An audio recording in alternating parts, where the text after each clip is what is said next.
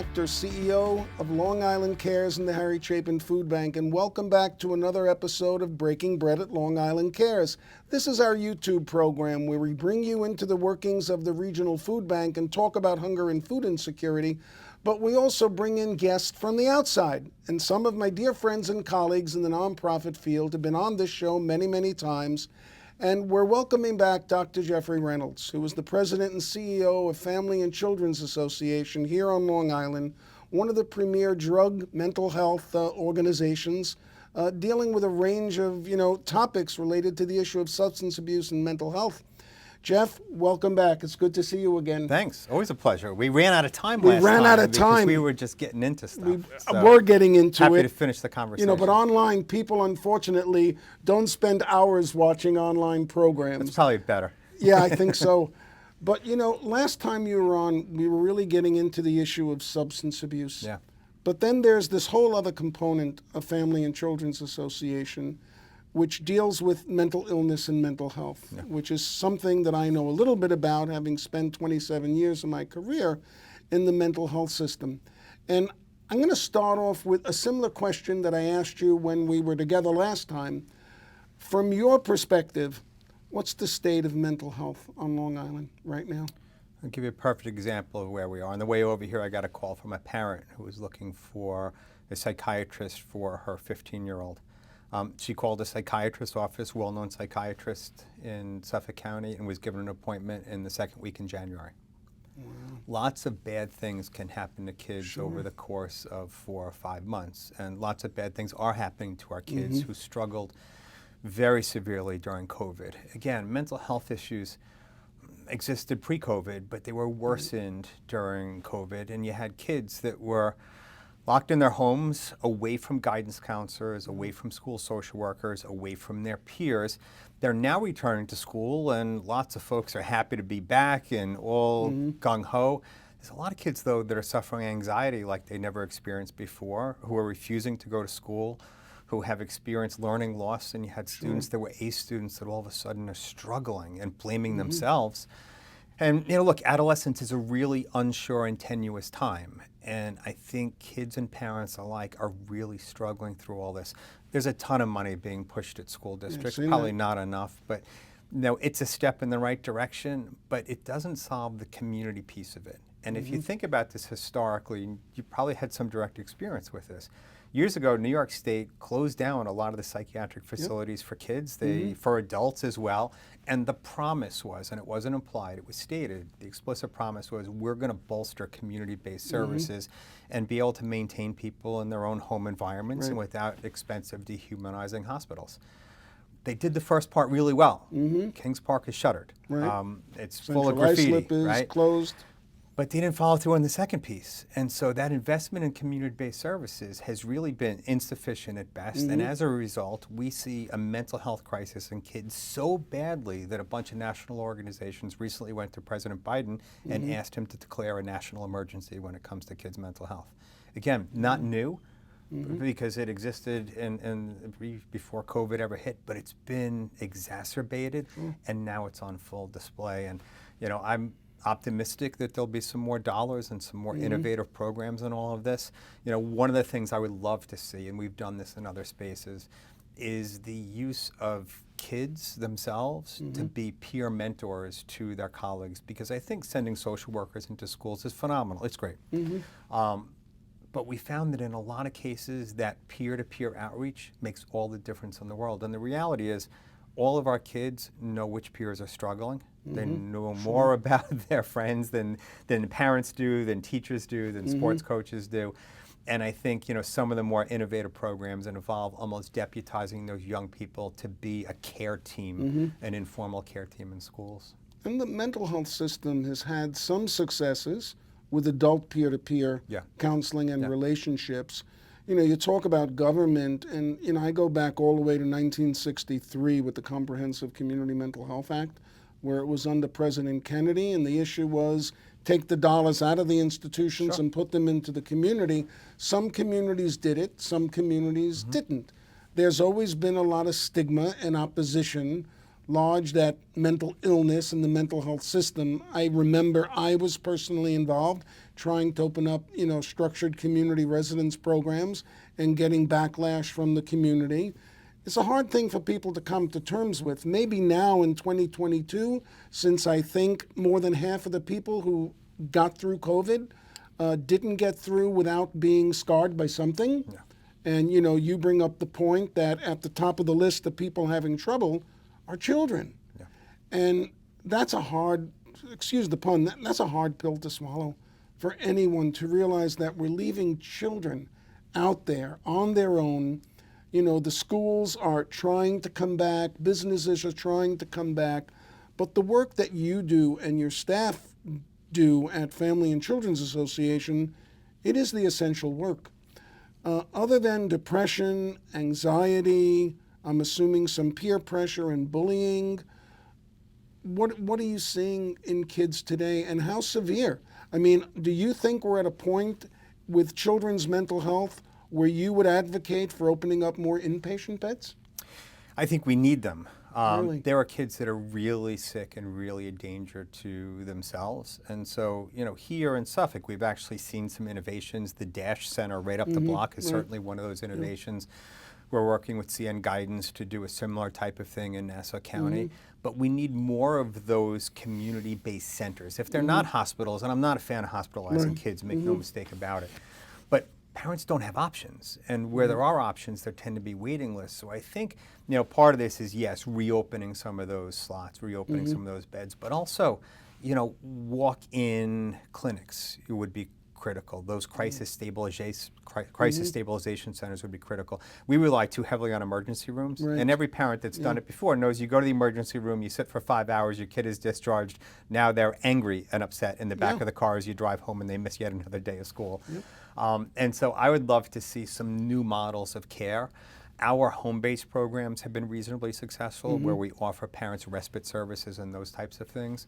But Paul, there too, I will tell you, there was a point 2 or 3 years ago where we were hemorrhaging money, and I went to the state and said, unless you give us a whole bunch of money, I have to close these programs down because I can't afford to do it anymore. It's pulling down the entire organization. And so the adequate investment is critical. And then I think also educating parents about how to respond to a mental health crisis in your kids. What are the signs and symptoms? How do you recognize it? What do you do? Who do you call?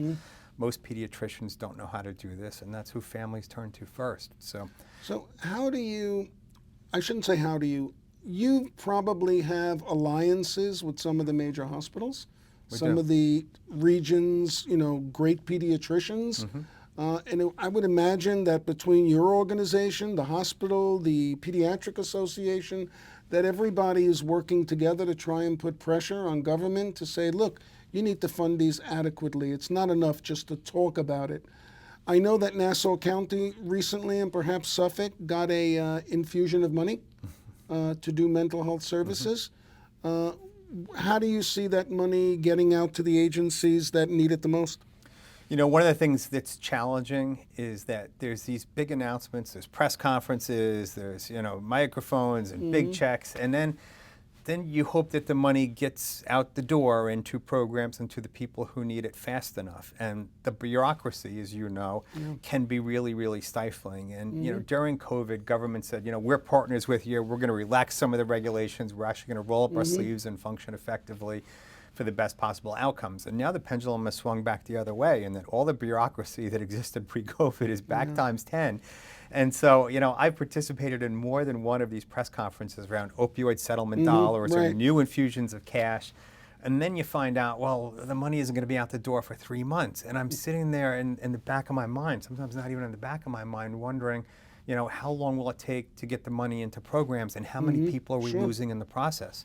So when you look at the overdose crisis, and Long Island lost 700 Long Islanders last year, when you look at the suicide crisis among kids, and those are just the deaths. If you figure in the family dysfunction and chaos and everything that goes with it, both now and downstream, time is wasting. And I worry a lot about how quickly we can make these changes before we're paying a bigger price downstream. And part of the problem is we don't respond fast enough. Right. I mean, we don't have the resources to respond fast enough when the problem keeps escalating. Right. And you're chasing. It's almost like you're always a step behind. And unfortunately, that's not the way we're going to correct the situation. Right. I go back to when, after 9/11, New York invested a lot of money in a program called Project Liberty to deal with the aftermath of the attacks on the Trade Center. And we sort of knew that maybe it'll be 10 years, maybe it'll be 20 years, where people can finally, say, I'm okay. And I'm never going to be 100% okay, but I'm okay. And now with COVID, I see the same thing. Yeah. But COVID, this was a life-altering experience for people. This wasn't, a temporary, crisis. This is going to go on for many years to come, decades. And, the organizations hopefully are there, but government and the insurance companies and everyone else that has a role to play and a responsibility to fund these services, they have to be there as well. I know that, there's so much pressure, especially on young kids today. The high school, the middle school group, even some of the college folks. All they have to do is turn on their phone and they can either be loved or they can be hated, they can be threatened or they can be comforted. And, we can't seem to break that reliance on the handheld computer, which is creating a lot of problems for people. And it's not to say use your phone responsibly. It's really for the schools to have a discussion with their student body that says, how do you treat people?